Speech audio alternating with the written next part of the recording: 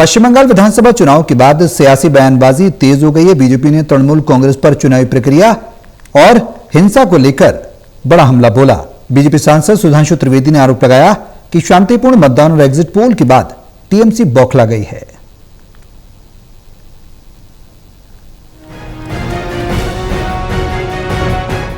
पश्चिम बंगाल चुनाव खत्म होने के बाद अब राजनीतिक वार पलटवार तेज हो गया। बीजेपी सांसद सुधांशु त्रिवेदी ने प्रेस वार्ता कर तृणमूल कांग्रेस पर कई गंभीर आरोप लगाए। उन्होंने कहा कि जैसे जैसे चुनाव आगे बढ़ता गया, टीएमसी का आत्मविश्वास कमजोर पड़ता गया। वहीं पश्चिम बंगाल में 4 मई को होने वाली मतगणना से जुड़े दिशा निर्देशों को लेकर सुप्रीम कोर्ट में सुनवाई हुई।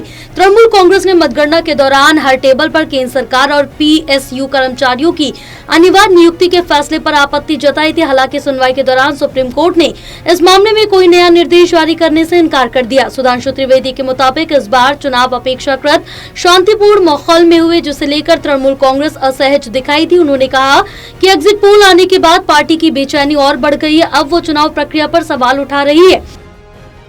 पश्चिम बंगाल का चुनाव जो आगे बढ़ता गया, त्यों तृणमूल कांग्रेस का जन समर्थन और मनोबल नीचे गिरता गया और जैसे ही हिंसा मुक्त और शांतिपूर्ण चुनाव और मतदान संपन्न हो गया, तो तृणमूल कांग्रेस के मन की अशांति और बेचैनी बहुत बढ़ गई और जैसे ही एग्जिट पोल के रुझान सामने आए तो ऐसा लगने लगा कि उनका संतुलन भी पूरी तरीके से खोने लगा।